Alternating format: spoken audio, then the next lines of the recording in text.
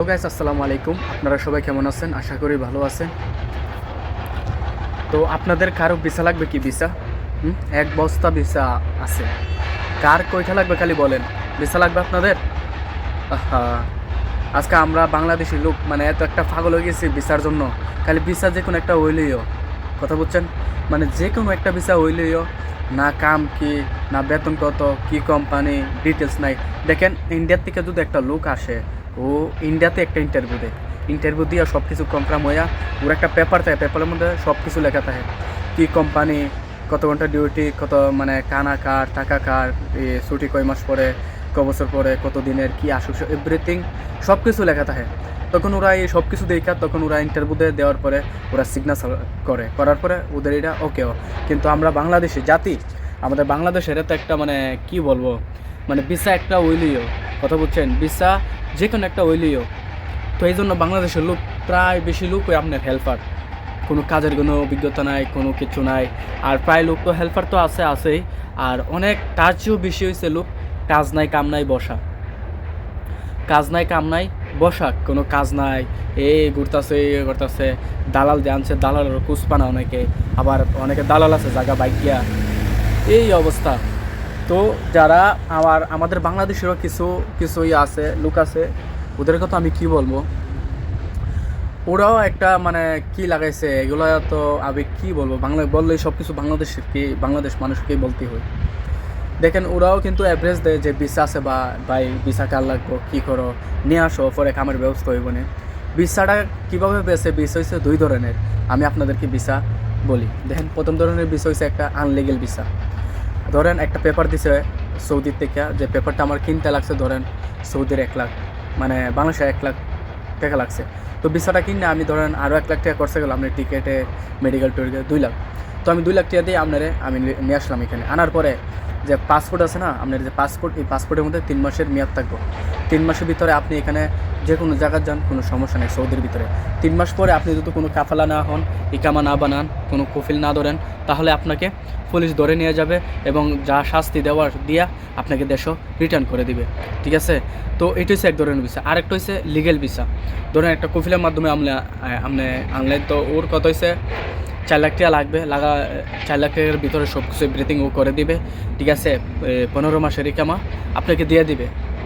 তো এনে আসার পরে আপনি 15 মাসের মনে করেন 2-3 মাসের ভিতরে একটা কাজ পাইলেন, কাজে ঢুকলেন, মনে করেন 2 মাস, ধরেন ঘন্টা 10 টাকা করে, 8 টাকা করে বা এরকম যে কোনো একটা আর কি, ঠিক আছে?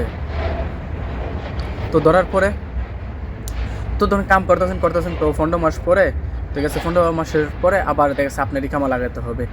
কেন ধরুন আপনার যাইব আরও 8,000 এরকম যাইব, ঠিক আছে, রিয়াল 8,000 রিয়াল, বাংলাদেশে টাকা না, 8,000 রিয়াল লাগবে আপনার আবার ইকামা বানাইতে 1 বছরের বা 2 বছরের, ঠিক আছে?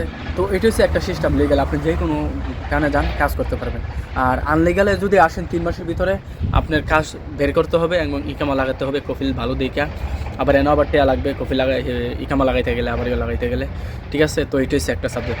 তো 3 নম্বরের সাবজেক্ট হচ্ছে কি, আপনি হচ্ছে কোম্পানির বিষয়, ধরেন যে কোনো একটা ডাইরেক্ট কোম্পানি, আপনি সব কিছু এভরিথিং কোম্পানি নিয়ে আসবে, ওর ইকামা বানানো থাকবে, সব কিছু এভরিথিং থাকবে, হ্যাঁ, সব কিছু কোম্পানিরও আন্ডারে থাকবে, ঠিক আছে? এইটা হচ্ছে এইটা। তো অনেকে দেখেন বলে হ্যাঁ ফ্রি ভিসা, ওরা কিন্তু এটা ফ্রি ভিসা না। অনেকেরই কিনলাম এরকম ভিসা দিয়ে আনছে, এই আনলিগেল ভিসা দিয়ে আনছে 3 মাসের, ঠিক আছে? কিন্তু আপনাকে বলছে কি কাম দিবে, এইটা সেইটা বলছে, কিন্তু এটা সব কিছু ভুয়া বলছে, এগুলো দালাল হইছে সব। মানে কি বলবো, আমার মুখ দিয়ে গালি আসে, তারপর আমি গালি দিই না, ঠিক আছে? তো বলি, এটা হচ্ছে 3 মাসের ভিসা দিয়ে আপনাকে আনে 4 লাখ 4.5 লাখ টাকা নেয় আপনার কাছ থেকে, বা 3.5 লাখ নিয়ে আপনাকে যখন এইসব ভিসায় আনে, তখন 3 মাসের ভিতরে যদি আপনাকে কাম ভালো তাহলে কাম বাইর করতে পারে, তাহলে আপনাকে দেওয়া দেয়। আর যদি কাম না বাইর করতে পারে 3 মাস পরে আপনার সমস্যা হবে, হয়তো পুলিশে ধরলে আপনাকে যে শাস্তিটা দেওয়ার এটা দেওয়ার পরে আপনাকে আবার রিটার্ন করে দিবে, আপনার কোনো সময় আর সৌদিতে আসতে পারবেন না, কথা বলছেন, কোনো সময় আর সৌদিতে আসতে পারবেন না। তো আপনারা যারা আসবেন নতুন অবস্থায়, বা যারা আসছেন তো আসছেন, এখন তো আপনারা বুঝতেছেন, ভিডিও দেখলেও আপনি বুঝবেন, ভিডিও দেখার আগেও আপনি বুঝছেন, কিন্তু যারা নতুন আসতেছে তাদের উদ্দেশ্যে ভিডিও দেখেন ভাই। আপনারা আগে ক্লিয়ার হয়ে নেন যে ভিসাটা কি আগে ক্লিয়ার হয়ে নেন, এবং ভিসার মধ্যে ভিসা লাগার পরে একটা ইনফরমেশন আসে যেটা সৌদির থেকে দেওয়া হয় অনলাইনে, এটা আপনি চেক করবেন অনলাইন থেকে নিয়ে, চেক করে দেখবেন আপনার ডিউটি কী, কই ঘন্টার ডিউটি, কী নাম।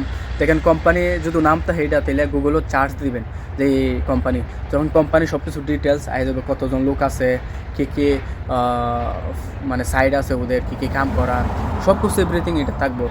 এটার রিভিউ থাকে, রিভিউ, ঠিক আছে। তো এগুলো আপনি চেক করবেন, চেক করে তারপর আপনি আসবেন, ঠিক আছে। আগে একটা সময় আছিল যে ভুলভাল বুঝায় নেওয়া পড়ছে, কিন্তু এখন ভুলভাল বোঝানোর সময় নাই। কিন্তু আপনারা চাইলে একটু মানে কষ্ট করলে আপনারা এটা ধরতে পারবেন যে এটা কী বিষয় এটা, ঠিক আছে। এখন সব কিছু উন্মুক্ত হয়ে গেছে, কারণ সব কিছু এখন চার্জ দিলে ইউটিউবে পাবেন, সব কিছুই সত্যটা পাবেন আপনারা।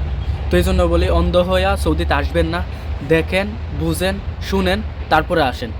বা এটা সৌদি আরব, এটা ঢাকা না। আপনি ঢাকা গেছেন, কাজ পান নাই, কিছু নাই, আবার বাড়িতে চলে গেছেন 300 টাকা দিয়ে গাড়ি ভাড়া দিয়া। বা এটা সৌদি আরব, 4 লাখ 4.5 লাখ দিয়ে আসেন। আপনি একটু বুঝে আসবেন।